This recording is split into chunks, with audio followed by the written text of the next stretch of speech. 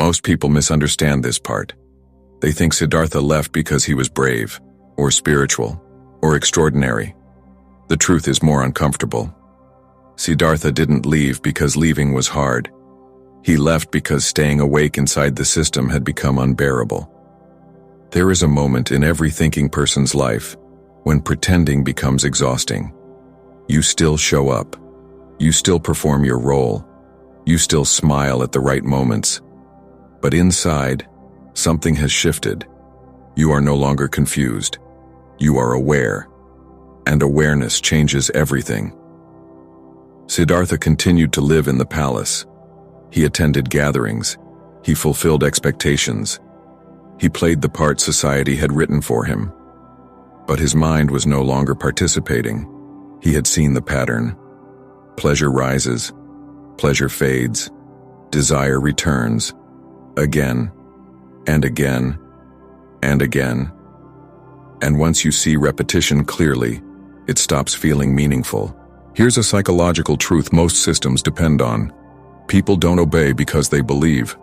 They obey because they don't notice the pattern. The moment someone notices the pattern, obedience starts cracking. Siddhartha noticed. He began watching his own mind closely, not through rituals, not through prayer, through observation. He noticed how a pleasant experience created attachment, how attachment created fear of loss, how fear quietly shaped behavior. This wasn't philosophy yet. This was data. And the data was disturbing, because it showed that even happiness was unstable. Society sensed the distance growing, not through rebellion, but through detachment. Siddhartha was present but not invested, and that scares people, because detachment cannot be negotiated with. Advice turned sharper. You're thinking too much. You're overcomplicating life. Everyone feels this way. You'll grow out of it. These are not answers. They are dismissals, and dismissals are society's last defense against uncomfortable questions. What Siddhartha was experiencing was not sadness. It was clarity without direction. He knew what didn't work, but he didn't yet know what did. And that state is deeply uncomfortable, because the human brain hates uncertainty. It prefers a false answer over no answer. Most people choose certainty.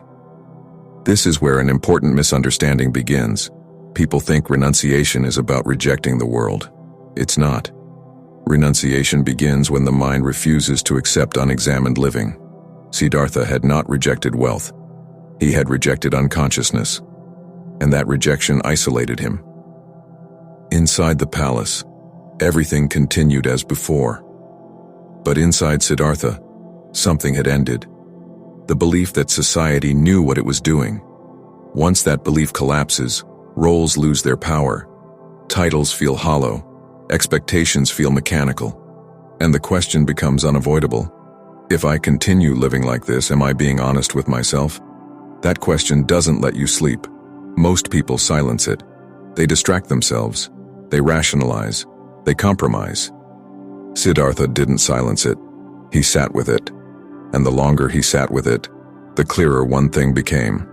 Staying would mean slow self-betrayal. Leaving would mean uncertainty. But at least it would be honest.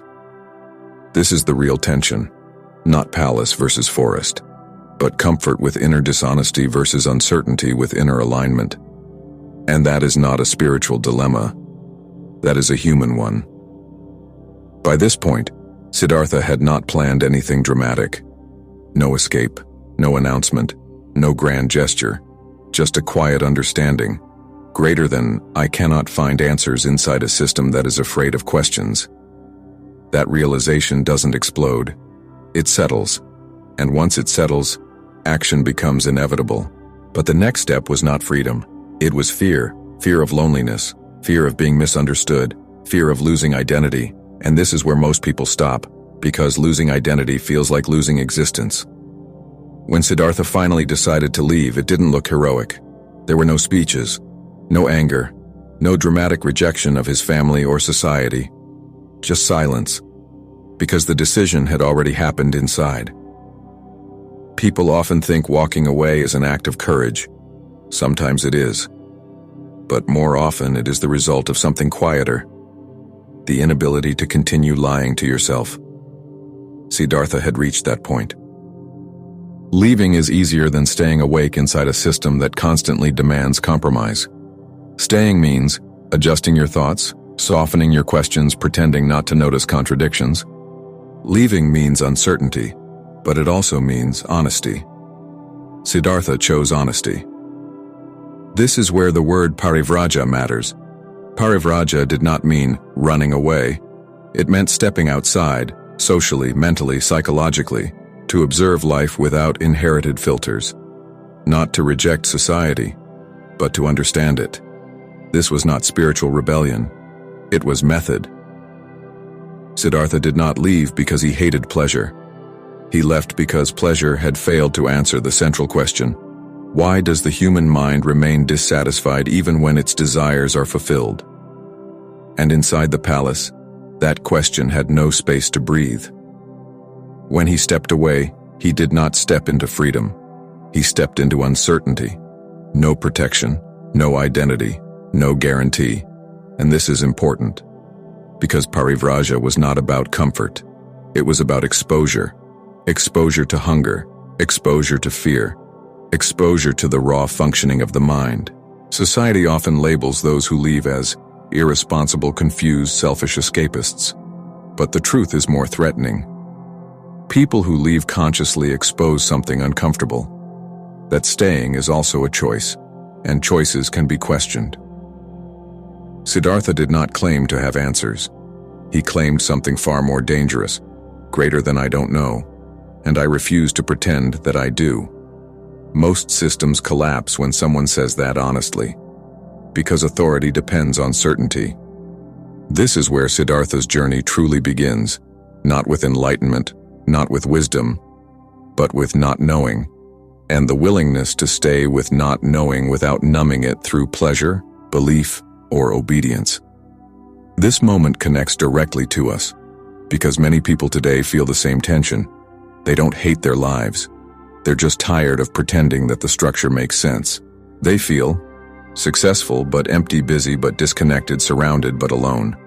And society tells them, be grateful. Don't overthink. Everyone feels this way. But that doesn't make the question disappear. If this episode felt uncomfortably familiar, you're not broken. You're aware. Like this video if you believe questioning should not feel like a crime. Subscribe to Decoded Buddha if you want stories that explore the human mind without fear, superstition, or blind belief. For deeper, long-form breakdowns on psychology, society, and awareness, visit decodedbuddha.com. Link is in the description. And for short, daily reflections that keep the mind awake, follow us on Instagram. Decoded Buddha. Leaving the palace was only the beginning. What came next was far more difficult. Because once Siddhartha stepped outside society, he encountered a new trap: the belief that suffering itself leads to wisdom. In the next episode, we'll explore why extreme discipline, pain, and self-denial felt meaningful, and how Siddhartha discovered that suffering is not truth, it is just another form of attachment. Because not every escape leads to freedom. Some only create a different prison.